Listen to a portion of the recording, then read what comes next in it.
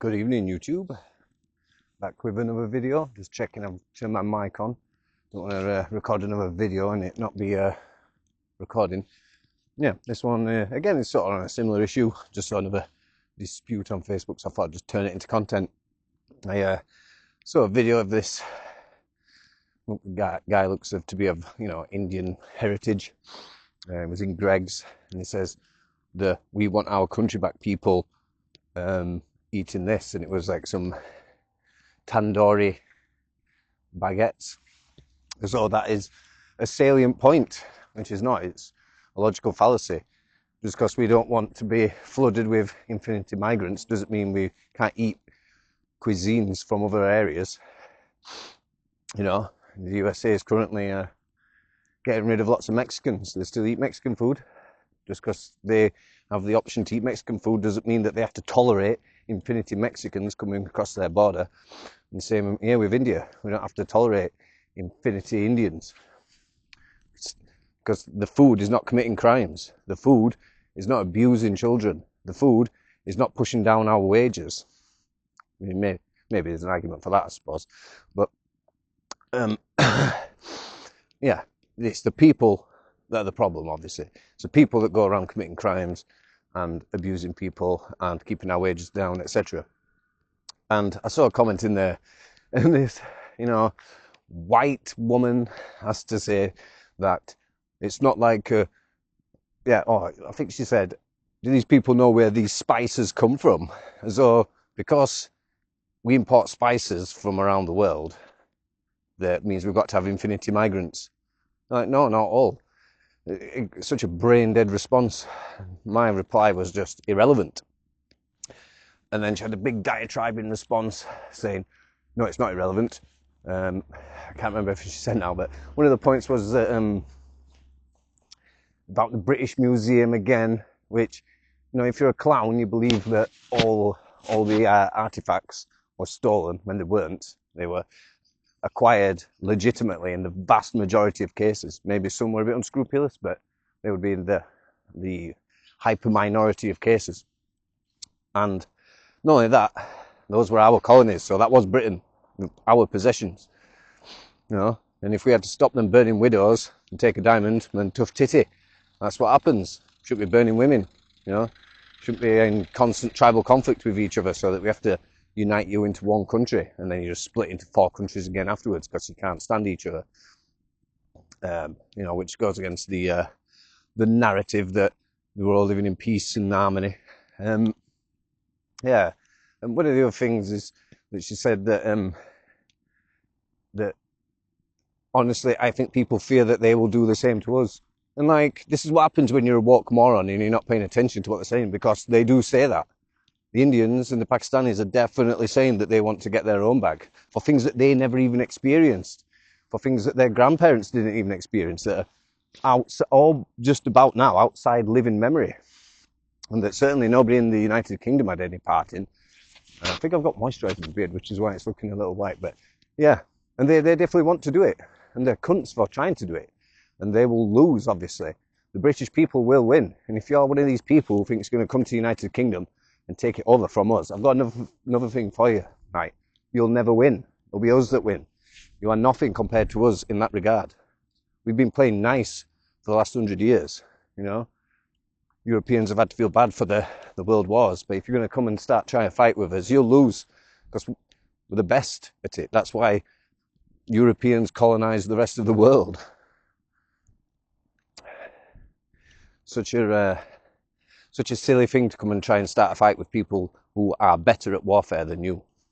And all the most powerful militaries in the world are, white. America, Russia, France, United Kingdom. I see in these power rankings, Pakistan and India make it onto them, but they're jokes. All their armaments come from the USA. You're right, mate. Their aircraft carrier is an old Russian one, so it's basically derelict. India and Pakistan have no consequence to anybody. It's a military force.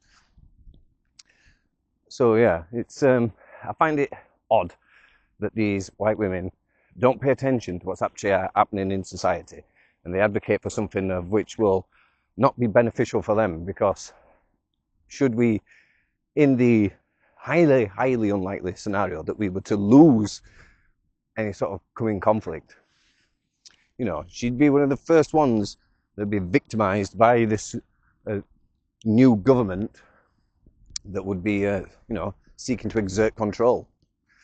I mean, lucky for her, it'll never happen. It'll be people like me and the other sort of patriot type people that'll have to stand in the way. So yeah, I just find it so bizarre. Like, because we had colonies, that means we have to have infinity migrants, and because we eat food from other places, we have to have infinity migrants. So, like, you might not know, but Japan imports the vast majority of its food from China and Korea. I think Korea imports a lot of food from China as well, to be honest. But obviously, Korea has more flat lands than Japan. Japan is highly mountainous, so getting vegetables is hard in Japan. I think they even import seafood as well, despite being an island nation, due to their high population on the island. So in her logic, the Japanese should have to suffer infinity Chinese coming in.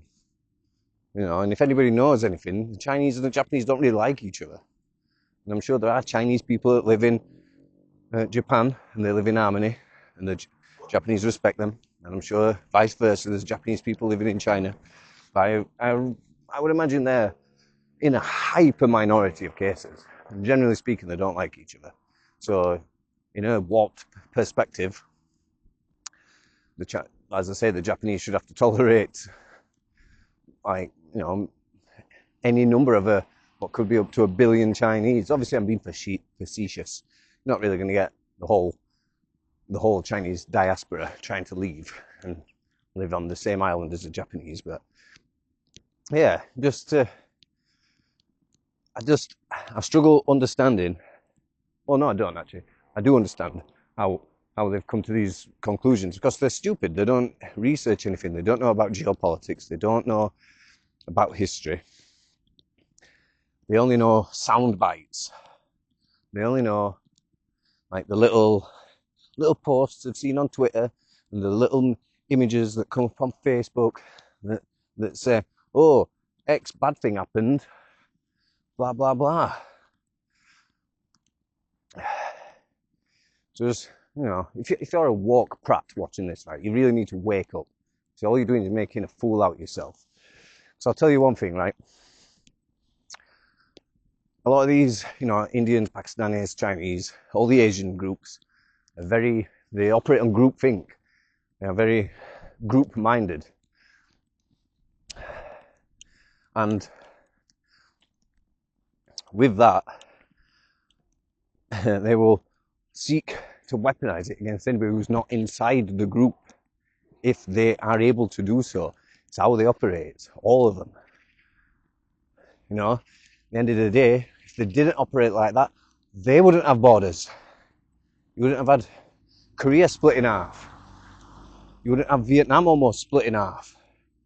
You wouldn't have had India split into 4 separate countries. And to presume that they're all just living in peace and harmony, and it's just as white men or white people that love division and conflict, completely absurd. Just shows that you're not really seeking to research history and understand. You want to utilize that history and make pseudo-scientific arguments about policy. So, in their mind, a country, if they've ever had a colony, a colony or an empire, they do not get to have borders. So, Mongolia, they don't get to have a border. Italy, they don't get to have a border. Spain, no border for you. Even, the Aztecs are still sort of alive in Mexico, even though they're not a group as such on their own. But, the Mexicans they have a name for them. Mestizos, I think they're called. Like the sort of natives that were bred with the Spanish. So, yeah, that means they don't get a border. It means none of these people get borders. because they had empires at some point in their history.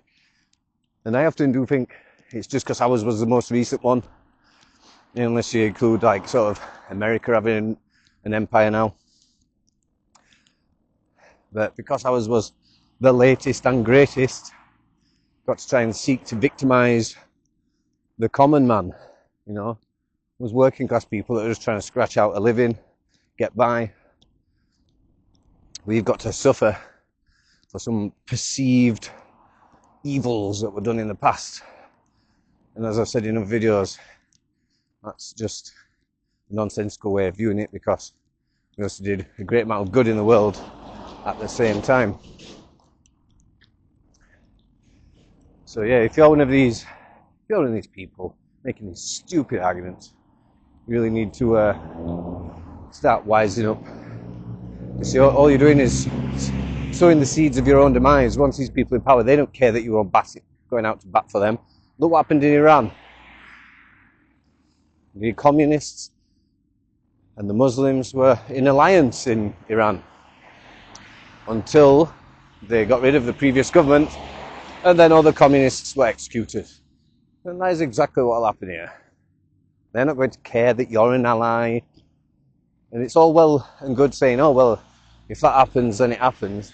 It'll be a different story when they're breaking your limbs with scaffolding pipes and you're in an immense amount of agony, and you'll be thinking, oh my God, I have made a mistake. That's what you'll be thinking. Obviously, you woke prats are so arrogant that you can't see it that way. You think you're on the right side of history, which I'm sorry to tell you, but you're not. You're on the wrong side of history. And that's why you've lost the culture war. That's why everybody's abandoning it, and you'll never win. Anyway, I'm going in the shop now, so see you later.